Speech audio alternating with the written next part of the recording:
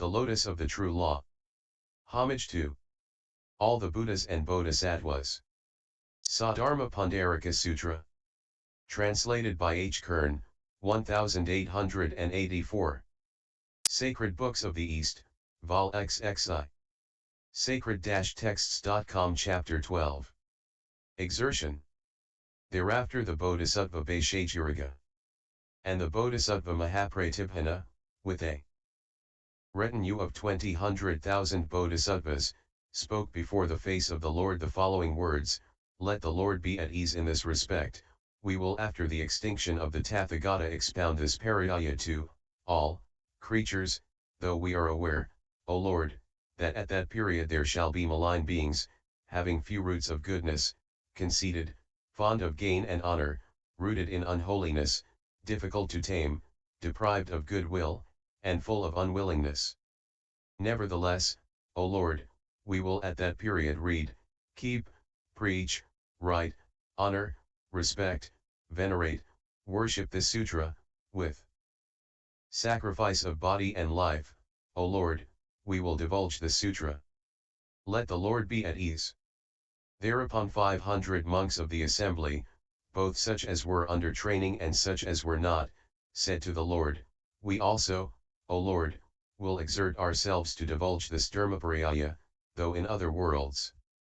Then all the disciples of the Lord, both such as were under training and such as were not, who had received from the Lord the prediction as to their future supreme enlightenment, all the 8,000 monks raised their joined hands towards the Lord and said, Let the Lord be at case. We also will divulge this dharmapariyaya, after the complete extinction of the Lord, in the last days, the last period, though in other worlds. For in this Saha world, O Lord, the creatures are conceited, possessed of few roots of goodness, always vicious in their thoughts, wicked, and naturally perverse. Then the noble matron Gautami, the sister of the Lord's mother, along with 600 nuns, some of them being under training, some being not, rose from her seat, raised the joined hands towards the Lord and remained gazing up to him. Then the Lord addressed the noble matron Gautami, Why dost thou stand so dejected, gazing up to the Tathagata? She replied, I have not been mentioned by the Tathagata, nor have I received from him a prediction of my destiny to supreme, perfect enlightenment. He said, But, Gautami, thou hast received a prediction with the prediction regarding the whole assembly. Indeed, Gautami, thou shalt from henceforward, before the face of 3,800,000 myriads of kotis of Buddhas, be a Bodhisattva and preacher of the law. These 6,000 nuns also, partly perfected in discipline, partly not, shall along with others become Bodhisattvas and preachers of the law before the face of the Tathagatas. Afterwards, when thou shalt have completed the course of a Bodhisattva, thou shalt become, under the name of Sarvasattvapriyadarsana, i.e. lovely to see for all beings, a Tathagata, an Arhat, and c. endowed with science and conduct, and c. And that Tathagata Sarvasattvapriyadarsana, O Gautami, shall give a prediction by regular succession to those 6,000 Bodhisattvas concerning their destiny to supreme, perfect enlightenment.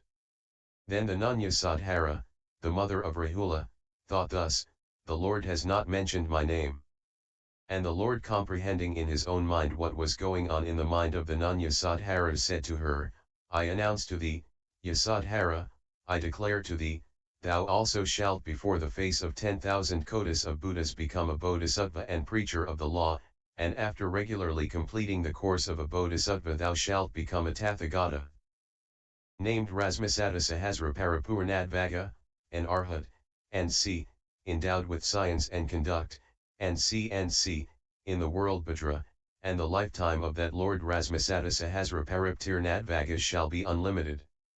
When the noble matron Gautami, the nun, with her suite of 6,000 nuns, and Yasodhara, the nun, with her suite of 4,000 nuns, heard from the Lord their future destiny to supreme, perfect enlightenment, they uttered, in wonder and amazement, this stanza. 1. O Lord, thou art the trainer, thou art the leader, thou art the master of the world, including the gods, thou art the giver of comfort, thou who art worshipped by men and gods. Now, indeed, we feel satisfied. After uttering this stanza the nuns said to the Lord, we also, O Lord, will exert ourselves to divulge this Dharmapariyaya in the last days, though in other worlds. Thereafter the Lord looked towards the 80,000 Bodhisattvas who were gifted with magical spells and capable of moving forward. The will that never rolls back. No sooner were those Bodhisattvas regarded by the Lord than they rose from their seats, raised their joined hands towards the Lord and reflected thus, the Lord invites us to make known the Dharmapariyaya. Agitated by that thought they asked one another, what shall we do, young men of good family, in order that this Dharmapariyaya may in future be made known as the Lord invites us to do?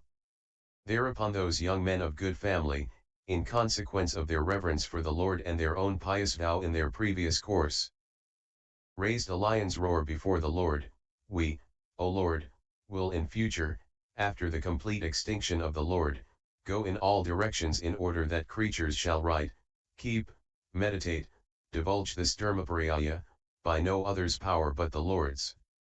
And the Lord, staying in another world, shall protect, defend, and guard us. Then the Bodhisattvas unanimously in a chorus addressed the Lord with the following stanzas. To be at ease, O Lord.